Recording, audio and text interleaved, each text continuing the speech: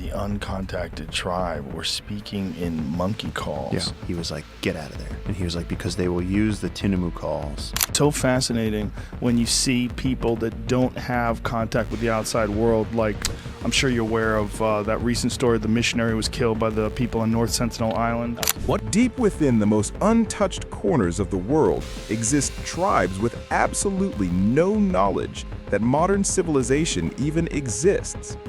Over thousands of years, these isolated groups have developed abilities that scientists still cannot fully explain. While hosting explorers on the Joe Rogan Podcast, He got in the water and like crawled like a turtle and like escaped. I think there's like over 100 different groups across the Amazon. according to explorers, there are more than 100 such groups hidden throughout the Amazon alone. Joe Rogan often dives into the mysteries surrounding these tribes, especially the 9 groups rumored to defy the laws of physics. Let's begin with a tribe whose children can breathe underwater longer than any human ever recorded. Before we continue, make sure you subscribe to the channel and turn on all notifications so you never miss a moment of these mind-bending discoveries. The Moken, children who breathe underwater. Modern diving equipment allows humans to explore the ocean's depths. Yet one tribe has never seen such technology and can still dive for up to 4 minutes on a single breath.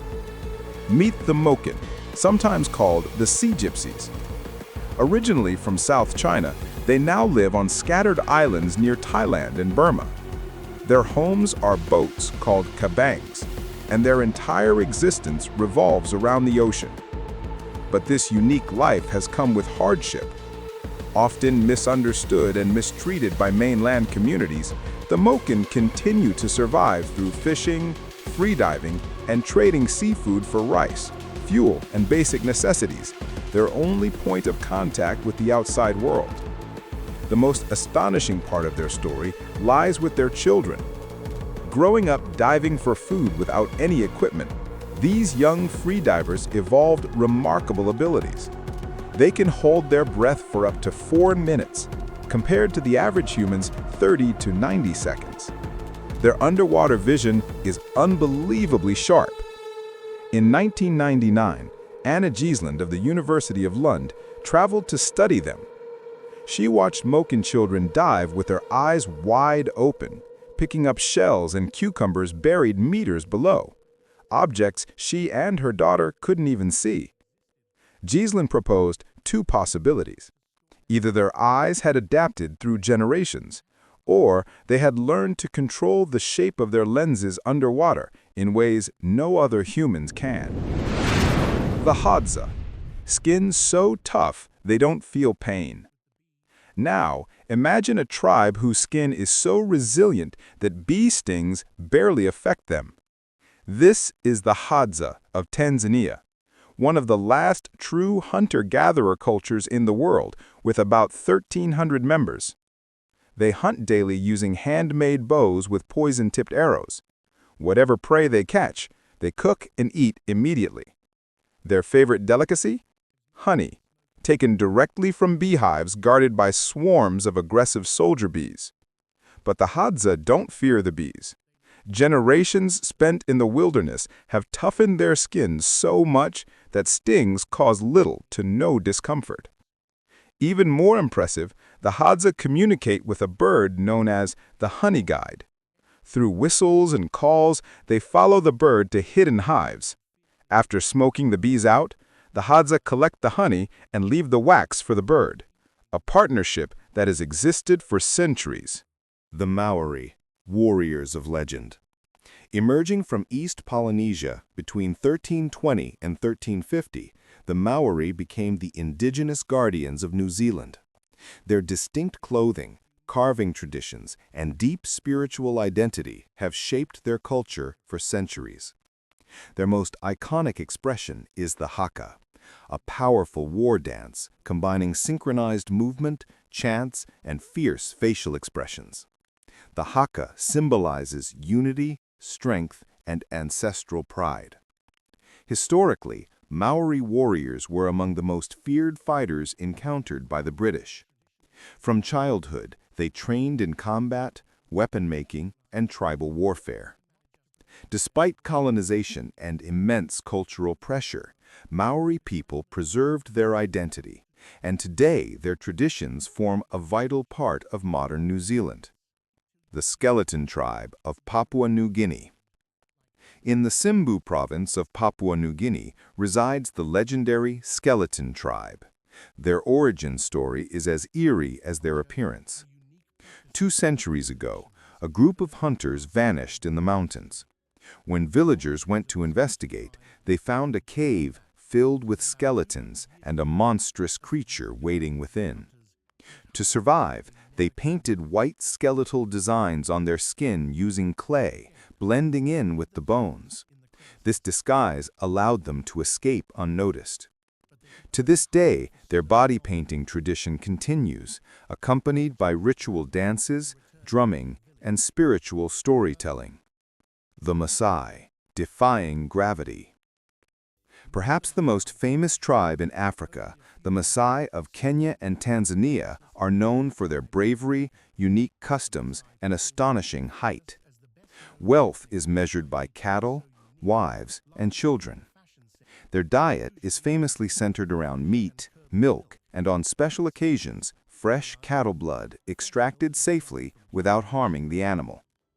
Their most iconic tradition is the adamu, the aerial jump dance. Maasai warriors jump straight upward, stiff as boards, reaching heights that seem to defy gravity.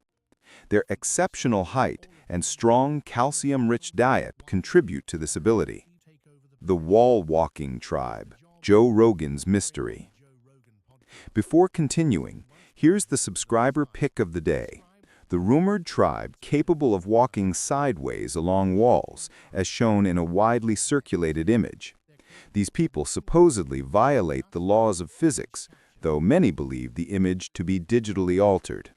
Share your thoughts in the comments. The Korowai, the last cannibals. Almost unknown to the world until the 1970s, the Korowai of Papua New Guinea lived in towering tree houses reaching up to 140 feet tall. Built from sago palm and banyan wood, these homes protect them from floods, pests, and rival tribes. The Korowai believed that outsiders carried evil spirits, and in earlier times practiced cannibalism as a ritual to destroy the demons they believed possessed certain individuals. Scientists visiting them noted that, unlike other cannibal cultures that suffered severe prion diseases, the Korowai seemed to have built resistance, or perhaps consumed human flesh infrequently enough to avoid the risks. They are expert hunters, fiercely territorial, and deeply spiritual. The Pygmies, small but extremely strong. Deep in the rainforests of Africa live the forest peoples often called Pygmies, including the Aka, Baka, and Muti. The tallest among them rarely exceed 5 feet, but their strength is extraordinary. Guests on the Joe Rogan Podcast describe them as jacked, despite never lifting weights.